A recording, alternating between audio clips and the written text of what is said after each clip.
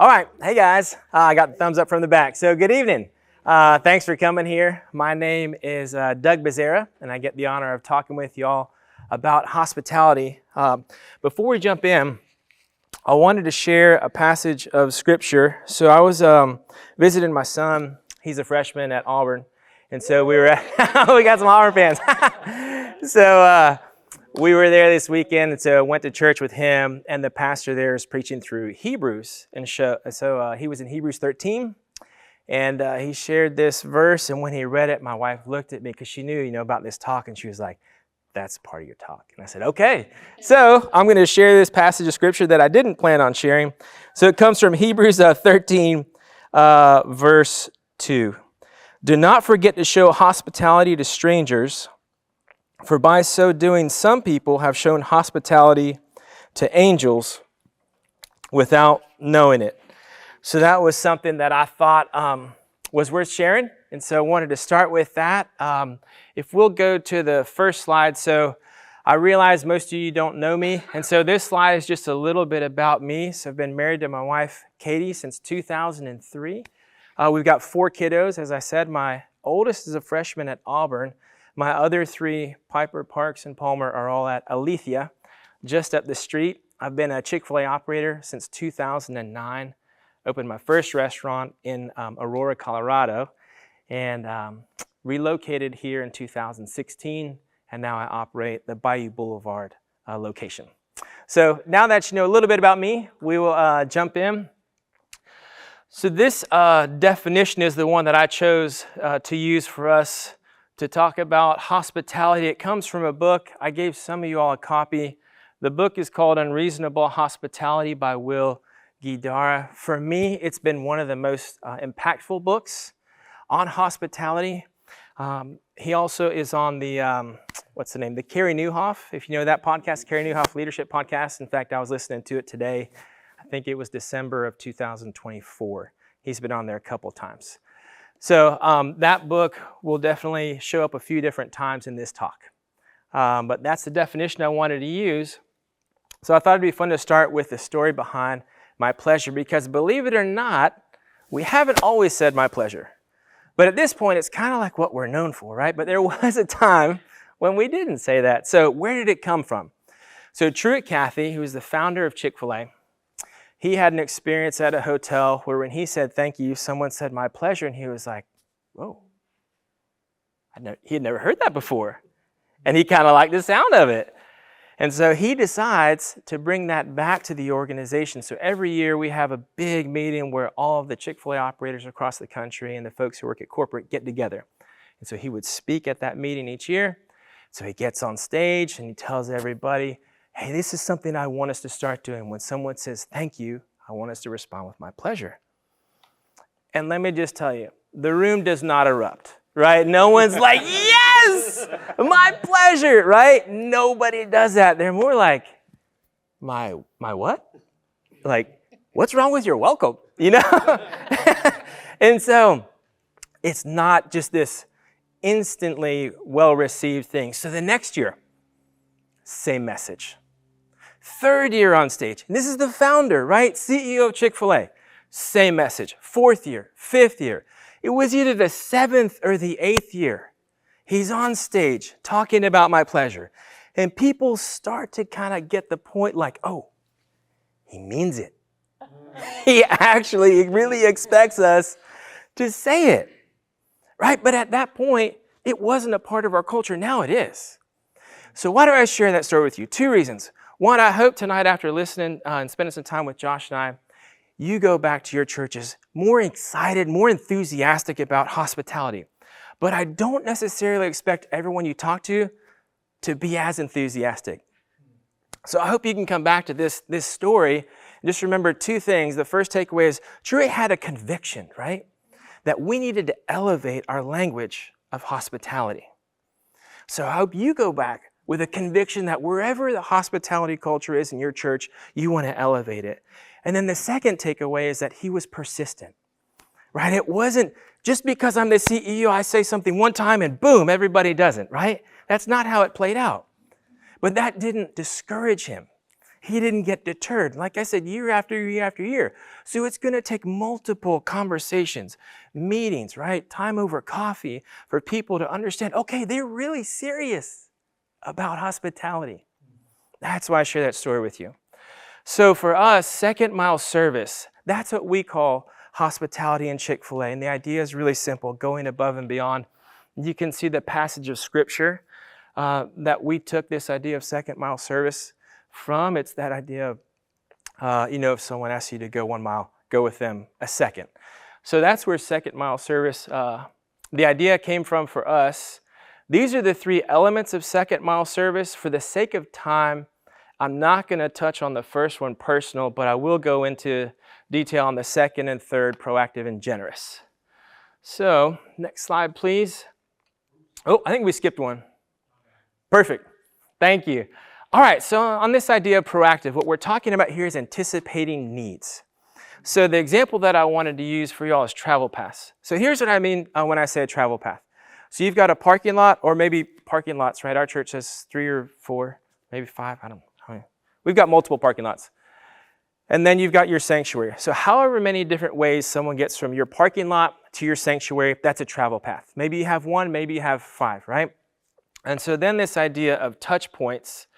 So the first takeaway is, what are your travel paths, right? Be crystal clear about that. And then the touch points is, so I'll walk through my travel path, and then that will help you understand what I'm talking about. So when I park, walk around the corner, and I've got a couple that's there greeting me outside on the sidewalk.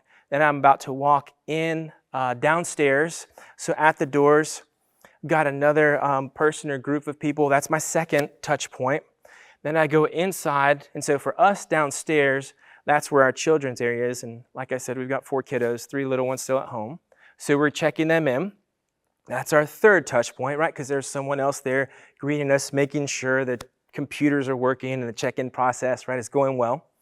Then I come back from the children's area. I'm going upstairs. For us, it's called Chipley Hall. That's where our contemporary service is. At the top of the stairs, 4th touch point, another person there, right, to greet us.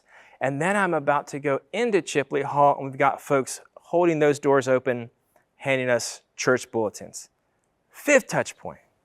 So before I've even gone into this sanctuary, 5 different people, right? They've made eye contact with me. They've smiled at me. They've made me feel like they're glad that I'm there, right? Simple, but powerful. So what are those strategic points on your travel path, or travel paths, right? Depending on how your church is laid out, where you want to stage greeters so that by the time someone gets into your sanctuary, they feel the way I just described. And then I threw out a couple of examples. The one I want to unpack for a second is the walking the guest to sanctuary. So let's imagine you've got some folks, they've got kiddos, it's their first time, and they need to check their kids in. So the example I want to use is from Publix. When I've gone to Publix and I ask, hey, where's the salt? They don't say, hey, it's over on aisle 32, good luck, right? They're going to walk me. And you know what else they might do? They might actually talk to me while they're walking with me, right? And this is at Publix, not a church, right? So it's a great example for us to follow, right? So if someone comes in and says, hey, where's the children's area? Please, don't let your greeter say, take a left, go up the stairs, take a right, and then don't forget about, the secret back door, right? Walk them there. And as the greeters are walking them there, they're having a conversation. Hey, my name's Doug. What's yours? How'd you hear about our church? We're so glad you're here. And then when they get to the children's area, hey, this is Bob. Bob's going to make sure you get checked in, right? There's a handoff where it's not, here's the children's area, good luck figuring out our system that you've never been to or know anything about, right? Because they're brand new. And oh yeah, we're strangers. Trust us with your kids, right? So you want to make them feel warm and welcome and confident that they're putting their kids in a place where they can feel, okay, my kids are going to be there when I come back, right? And it's just a simple conversation, right? Are your greeters taking advantage of those opportunities? I hope so. And if not, it's something great you can go back and share with them. So this next special focus groups idea I wanted to share with you. So again, I don't know where you're at on your hospitality journey. You may feel like this is something we can do for everyone, or you may say, I don't know, that might be a little bit much. It's that whole how do you eat an elephant one bite at a time. So if it's a little too much to try and be more hospitable for everyone, what I would encourage you to do is identify some groups. So for us, that's the groups: the elderly, handicapped or disabled, or moms with kids. What are the groups in your church, right? You get to decide that with your team, that we are not going to miss an opportunity with these groups. So those are the groups in Chick-fil-A. And once you've identified whichever groups you want to focus on to really elevate the hospitality experience, then you can get to specific behaviors. So that's the DTC. So I'll share those, hoping it sparks some ideas for you. So the D is deliver meals.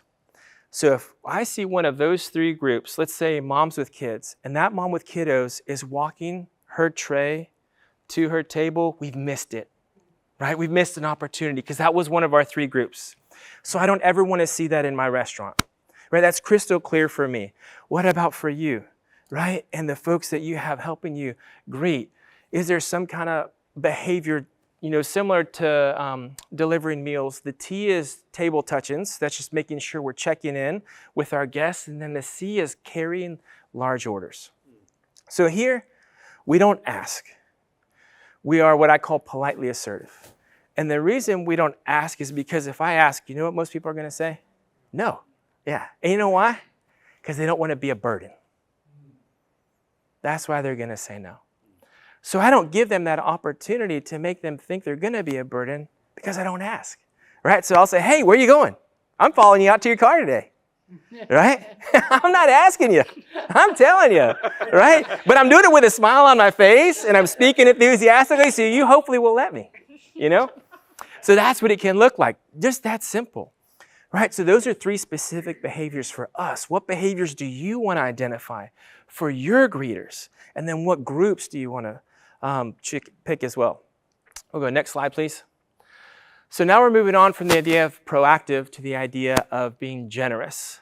So when we say generous, we have surprise and delight, giving more than what's expected. I've got some examples of what that looks like in our restaurant, hoping that may spark an idea for you. What I want to talk about for a moment is this intentional acts of kindness and what that looks like in our restaurant. So we have specific things that we will assign to people. For example, you're going to give away 3 free meals today. At some point over the course of your shift, you get to do that. Someone else, they may get to go hold the door open for 20 people, and then they're going to come give me a high five when they've done their 20th person. Someone else, it could be mini moose, right? The little plush cows. You're going to give away 5 of those today. So what's the idea we're talking about? Empowerment that leads to unsupervised decision-making is really what I'm talking about, right? Do your greeters know what they can do without coming to have to, get a pastor's permission and say, is it okay for me to do this? Right? You want to be clear with them what's okay, what's in bounds, and when, there are some things where they need to come get you, and that's fine, but they don't need to come get you for everything. So have you made that clear where they know, hey, you don't have to ask. Just do it, right? So that's intentional acts of kindness, what it looks like in our restaurant. We'll go next slide, please. So now this idea of building systems for hospitality. So I'll share a story from the book Unreasonable Hospitality. So the guy who wrote the book, Will Guidara, he had a restaurant called 11 Madison Park. And it was at one point the best restaurant in the world, which I don't even know how that's a thing, but it is, and he got that, right? He got that distinguishment. So how in the world did he pull that off? So one of the things he talks about in this book is this idea of legends, where they give people like stories to talk about. So something common that happens in high-end restaurants is people will get engaged, right? A proposal takes place. And so normally what restaurants do is they'll come give like a free glass of champagne, and that's their way of like celebrating, right? And so he said, okay, well, what if we step that up a notch? So he partnered with Tiffany's, got some really nice glasses. After the couple finished the champagne, went back, washed the glasses, dried the glasses, put them in the iconic blue Tiffany's box. Here's a memento, right? To remember your engagement. So what's the idea? We're talking about recurring events, right? Engagements in high-end restaurants is a recurring event. And so he recognized that and said, how do we elevate the hospitality that we want to create around this event? So what you see on the screen are some different examples of recurring events that I feel confident most churches have happening to different frequencies. So the question is, what sort of hospitality system do you want to put around whatever the recurring event is? And maybe you don't want to focus on all of them. Maybe you just want to focus on baptisms, like just that one. And that may be your approach, right? But what's the system of hospitality you want to put around baptisms in your church? All right, we'll go to the next slide, please. So here, what I want to talk about is this idea of designing an experience. And I want to use a principle that comes from the book, The 7 Habits of Highly Effective People. So the principle is this: begin with the end in mind. So I want you to imagine you've got a couple. They just came to your church for the first time. They're driving home. What does that conversation look like? What are they talking about? Because they're talking, right? Are they talking about the flowers?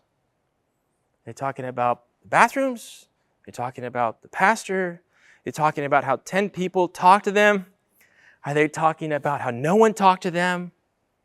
What are they talking about? Right? And so whatever that is for you, that you want that conversation to look like between that couple who's just visited your church for the first time and they're on their way home talking about that experience, reverse engineer that, right? Design systems to create that desired result. So if you want people talking about the flowers, then you better have a budget for landscaping, right? You know what I mean? It's that simple. So can you get clear in your minds, you and whoever is going to be partnering with you in this effort to improve hospitality, about what that conversation looks like? And then once you're clear about what that is, have fun. Have fun designing experiences to create that conversation. Ooh, next slide, please. So here are a few questions that I wanted to share with you. And I'll explain that bottom point, the after action review. So again, wherever you're at on your hospitality journey, you hopefully will go back trying some of these things that you're hearing about tonight. And I'm just going to guess not everything's going to go well, right? You know, something you thought it was going to go one way and it doesn't. So how do you capture that? How do you learn, right? Really what we're talking about is feedback. So that's where the after action review comes in. It's a term from the military, and it's 3 simple questions. We do it in my restaurant all the time. What went well? What didn't go well? And what should we do different?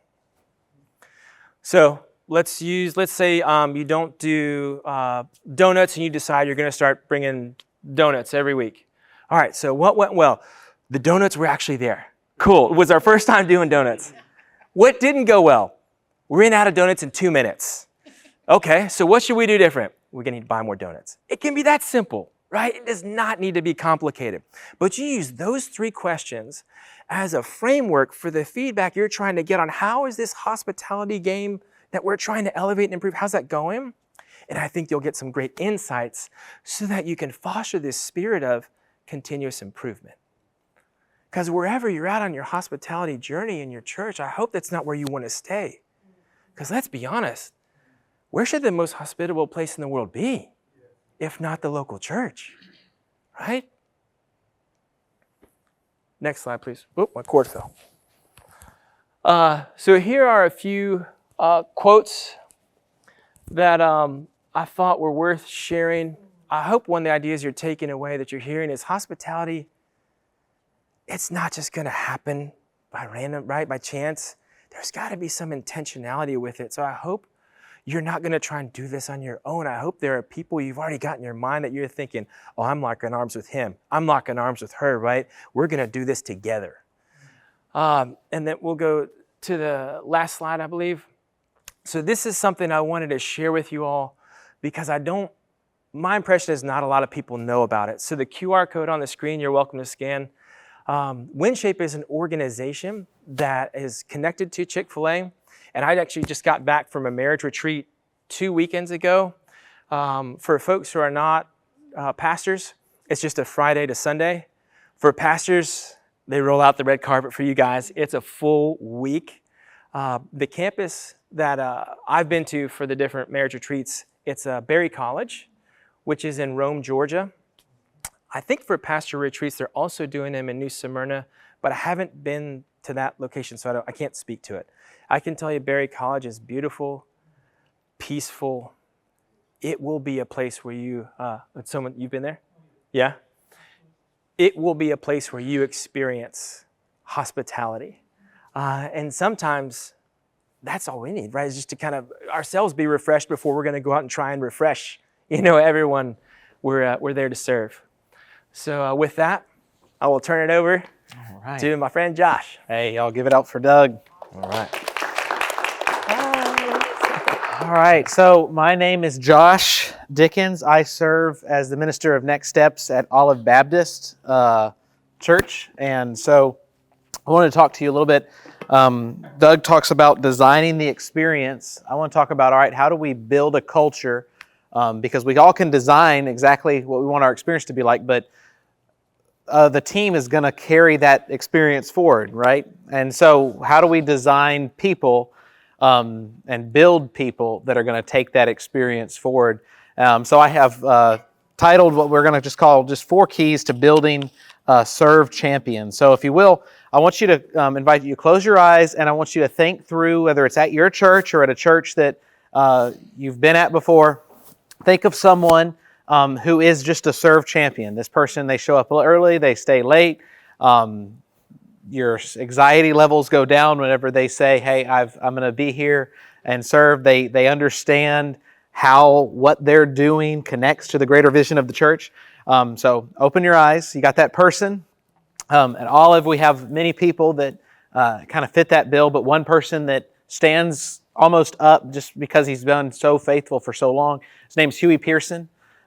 He has been around for a long time at our church, and a lot of you apparently know Huey. That's great. And so, Huey is the kind of guy, he shows up at the church throughout the week and will just walk around our campus and pick up trash. I mean, he is just a servant-hearted individual. And so, whenever Huey says, I'm going to serve with you at this event, you're like, I got Huey on the team. It's going to be great. And you don't worry about anything anymore. And we all have those people. But the thing is also, we all have that person at our church, but how many of you say, I actually have plenty of those people? I don't need any more. See, there's this great gap between the amount of serve champions that we have and the amount of serve champions that we need, right? And the thing about building serve champions is you don't win championships passively, and you're not going to build champions passively. So what's your plan? How are you going to close that gap in your church? And so I think these 4 keys will be helpful, praying that you'll walk away here, no matter what context you serve in, large church, small church, rural church, church in the city, wherever it may be, these contexts or these keys are all going to fit any context, and they're just going to look differently in your context. So you can go back, you can play these anywhere you want to. But let's begin to walk through just these 4 keys to building a serve champion. Number 1, start with calling. So what I mean by start with calling is move in your language from need-based asking to inviting people into ministry, calling people into ministry. So I don't know where it is that you serve, but we all have these events on the calendar. Christmas comes on December 25th every year, yet it always surprises us. And it comes up, and we're like, oh my goodness, I need volunteers for Christmas. Or it might be VBS for you, it might be children's camp, whatever it is, but you're going to have to make an ask from stage, or an ask in front of your group, or whatever it may be. And so you're going to have to get up in front of people, and can I just encourage you, instead of getting up in front of people and saying, hey, I need 4 people, what's the difference from that to, hey, is there anybody here who's interested in reaching the next generation? Is there anybody here who's wants our guest experience to be improved at Christmas? Is there anybody here who has lost friends or family member who are going to be in the building on Christmas Eve? And that is an invitation for them to be called into something more. You want to call people into something more. See, the thing about whenever we have need-based ask, you'll get the response. People love the church, but you're not going to get the commitment. And you're not going to build a champion long term. And we want to be in this to build champions long term. So we want to start with calling. If you are familiar with 1 Corinthians, Paul writes the letter to 1 Corinthians, and he really just covers a myriad of topics, but he gets to 1 Corinthians chapter 12, and he talks about spiritual gifts. And what I want to point out, anytime you're reading 1 Corinthians 12, I want you to challenge you, read it differently forever. When he says gift, that word in the Scripture, in its original language, also is translated ministry. What he's saying is, you've been given a ministry by the Spirit for the common good. 1 Corinthians 12:7. We've all been given a ministry. And that means when you're calling people into something more, you're simply just calling them into the ministry that God's already called them to. So you're not asking them to fit a need for this Sunday. You're saying, hey, will you do what God's called you to do? And it may not always be what you're asking for, but you always can know, hey, if you're going to walk in obedience serving the church, the Lord's going to open up a door for you to serve more. So we want to begin by start with calling. The second key as we build serve champions is we want to provide clarity. Number 2, we provide clarity. We want to let the people that we serve with know what the win is, right? So before I got to Olive, I went to seminary at Southeastern Seminary in Wake Forest, North Carolina, and while I was there, pastored a rural church in a town of Spring. It was called Spring Hope. And so you've never heard of Spring Hope? There's 1,300 people. They've hardly heard of it. And so, but I was the pastor of First Baptist in that town. We were on the corner of Main Street, and it's a happening spot. And so, man, we're talking about providing clarity, helping people know what the win is. So the thing about pastoring a rural church, I don't know if this is your scenario, but our scenario was guest was not something that took place every Sunday. So have you ever seen the movie Cars where people are rolling through on Radiator Springs and the whole town comes out because it never happens that they get a visitor? That was our scenario. So it was a Sunday morning, and the way that our parking lot was built was you'd have to come through the fellowship hall. It's kind of like built horizontal. You couldn't walk through the front door of the sanctuary because the front door faced the road. And so you'd have to walk like the long side of the sidewalk. So if people wanted to walk through the building with AC, kind of like you do, you'd have to go through the fellowship hall and then go to our sanctuary. But like most guests, these guests didn't show up on time, right? And so it's about 5 minutes till church starts. And so our sweet volunteer team, sweet serve team, these servants for Jesus, right? They lean out the door as the people get out of the car. I can still see them in the window. And they yell, I'm locking this door, I'll meet you up front.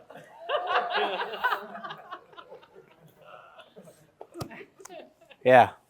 And they never came back. It's like, well, the preaching couldn't save them. Man, so we provide clarity on what you want. So there's this thing that whenever we make the ask for somebody to come serve with us, we think, it's so wonderful that they've decided to serve with us. It's so wonderful. I don't want to ask any more of them, right? You've thought this. But whenever you choose not to provide clarity, you're actually making a much higher ask because they're trying to hit a moving target. So if you want them there 45 minutes before, tell them, I need you here 45 minutes before. If you want them to hold the door or hold the coffee cup or pass the plate in any way, be very specific. And clarify the expectations, clarify what the win is. Because whenever we clarify what that looks like, you actually create 2 things. It gives you 2 things. Number 1, it eliminates frustration for you and for them. It takes all the frustration out of it. If they don't want to serve that way, they don't have to. This is just how you're asking them to do it. And there's somewhere else that they can go serve. But it also gives you long-term commitment with your volunteers. Because I know exactly what the win is. I want to come in, I want to show up, and I want to win, and I want to help us succeed in any way we can. As the wind becomes cloudy, commitment will always dwindle. And the clearer your win is, the higher your commitment will go up. So we want to provide clarity. The number 3 key is we want to communicate regularly. Communicate regularly with those who serve with you. And when I say communicate regularly, I don't mean every so often I shoot something off, or monthly on a different day. I mean, it needs to be in a rhythm of regularity. So it's daily at the same time. It's weekly around the same time. It's monthly on the same day. That your people would understand that, hey, I'm going to be getting a touch point from my leader, from my staff member, from whoever it is that touches me around this time. And this is what's going to happen. This is what the expectation is. Whenever you communicate regularly, the system that you're really trying to achieve and what this helps you do is it, number one, lets you be an encouragement to them. Hey, I saw whenever you did this last week. Thank you so much. I saw whenever you walked with that person. You didn't just point them to the bathroom. You took them to it. Thank you so much. It helps you be an encouragement. The second thing that it does is it also just gives you an opportunity to relay information. If your church is like ours, there is a constant stream of events, information, stuff going on. And if you're serving on a Sunday morning, if you're serving in any capacity at your church, can I just let you know, you're a leader. And people are coming to you to ask questions. Have you ever had a question asked that you don't know the answer to? Nobody likes that. Especially whenever you don't even know how to get the answer. And so you don't have to relay so much information that they become an encyclopedia on your church, but do relay enough information that they say, hey, if I don't know, I know how to get that answer for you. So we want to relay information. The final thing that we want our regular communication to convey is that we want to create an element of feedback. This gives you your quality control, okay?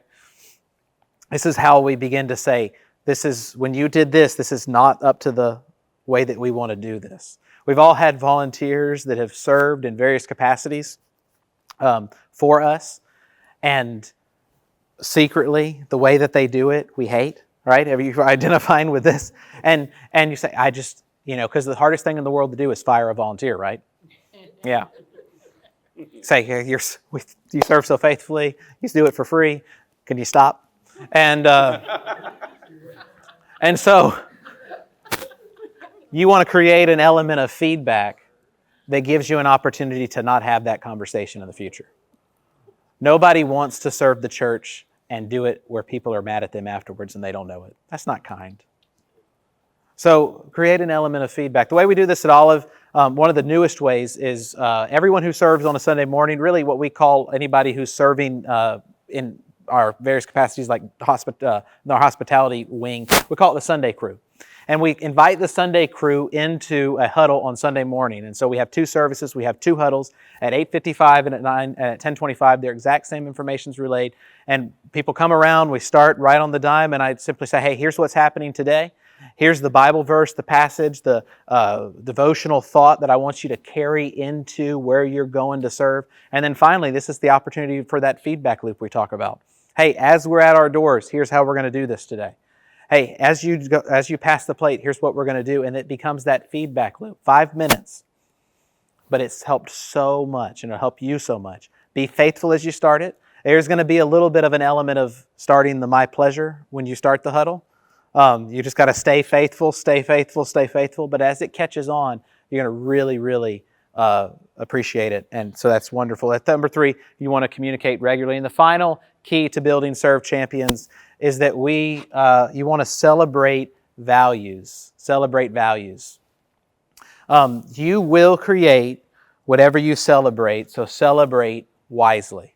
You will create whatever you celebrate, so celebrate wisely. Celebration is always needs to be connected to values, but also celebration is always going to be connected to what you value. So here's what I mean by that. Same church that I pastored. Remember how I talked about Huey at the front? Here's this guy that whenever he's on your team, your anxiety levels go down. Whenever he's on your team, he's going to show up, stay late, everything's taken care of. At the church I pastored, we had another guy. He was the opposite of that. Okay? His name was Robert. And do you have a Robert in your life, or have you? Where he's doing it, your anxiety levels go up, and you're more worried about how it's going to work out. He's probably not going to have a great attitude while he does it. But see, here's the thing. He ran sound for us, so it wasn't important. And he was like 47 years into it. He's an old guy. Yeah. And so how did we communicate to him? Well, whenever people talked about Robert, they would say, Robert's been here for 47 years. He's been up there doing that. And you know what we're communicating when we celebrate that? Longevity. We value longevity here. And longevity is not a bad thing to value. And longevity is not a bad thing to celebrate. But it's not going to move the needle forward in your hospitality culture. Just because you've been here a long time doesn't mean it's going to change anything. And so what does it sound like is when we begin to think about how we celebrate, to say, instead of he's been here a long time, he's been faithful, and thank you for your faithfulness. You can be faithful anywhere, church family. Because then you begin to communicate, hey, faithfulness is the goal, not where you serve, not what you do, not how many more years you can clock in the same position. And it changes the conversation. And so that celebration's connecting it to your value of whatever your values are as a church. Whether it's your core values, whether it's your serve values, whether it's some perceived culture that you're trying to put in place for the future, connect that to how people are serving. And whenever you see something worth celebrating, always say it. You can say it publicly. Something I've done recently is I drive home on Sunday morning. And I think it only goes from Apple to Apple, so I don't have an answer for the Android folks. But I hit the voice recording memo, and because you can't text and drive, you're not supposed to, and you can't. So I hit it, and I just start recording messages to 3 people that I want to celebrate that day, and I always connect it to, hey, thank you so much. I see your faithfulness.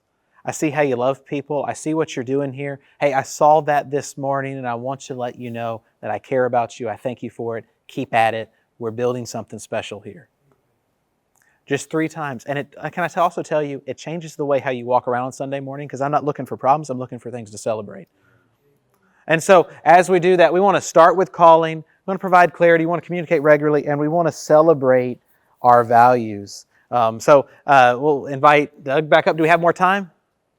All right, so we can do some question time. Any questions? You can't be afraid to have hard conversations. Yeah, I mean, and I'll be honest, I have a hard conversation on Thursday where we're having to provide clarity. And I hope that everybody walks away still doing what they're doing right now. But it's an opportunity to provide clarity on what the expectations are. And just to be very clear, whenever people sit down, you don't need to have these conversations. This is not a lunchtime conversation where people walk away feeling like, hey, I was encouraged. They need to know, hey, I messed up and there's some expectations here, but also there's always grace, and you want to coat that in the gospel too. It's super hard, but you do it with lots of prayer, and you want to be very clear. So yeah. So I don't do children's ministry. So I don't want to speak boldly there and say this is exactly how you should do it. I think the principles go across the board, though. Like, we want to start with are we connecting it to the larger vision of the Great Commission? This is the next generation. So understand who you're reaching. This is not a kid that's crying in front of you. This is a future missionary pastor, somebody who's going to serve in our church. And begin those conversations that way, and I think you can change. Culture doesn't change overnight. And so, yeah. You want to go first? Sure, yeah. For me, we're looking for the 3 C's: character, chemistry, and competence, in that order. And that's really, like, if I don't see those 3, I'm really not interested in having a conversation about leadership. It's that kind of cut and dry for me. If I see those 3, then I'm interested, but that's like table stakes. Those have to be there. So that's the way we approach it. Yeah. And in that order. And in that order, right. Yeah. And in that order.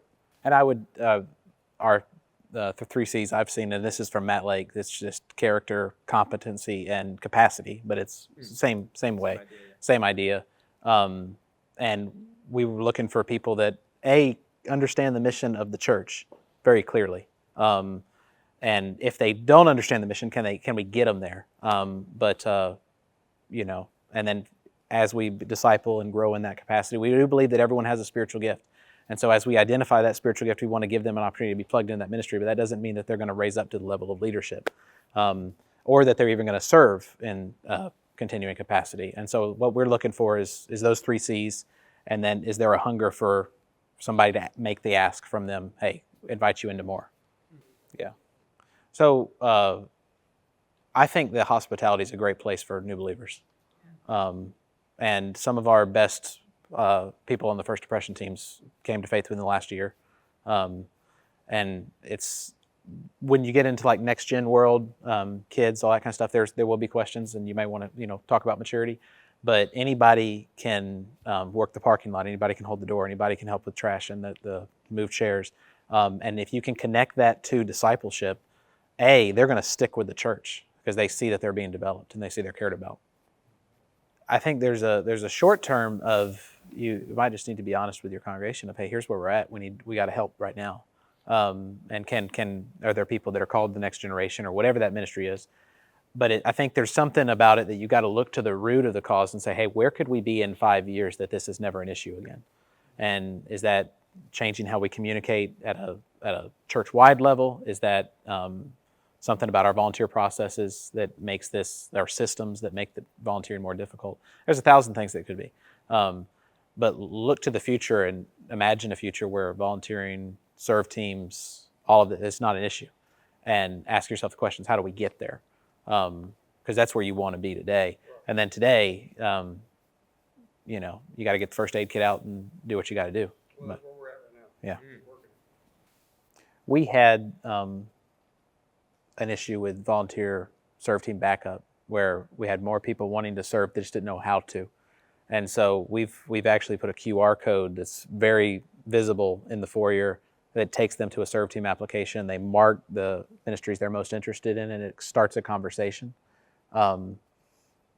That's helped volunteer serve team engagement, just because people know. And if they don't know there's a need, they don't know they're being called into more, that may be a reason that there's been some stuff. So for us, it was a system problem. And so there's food for thought. But all right. Thank you guys so much for being here. Thanks for your time. All right.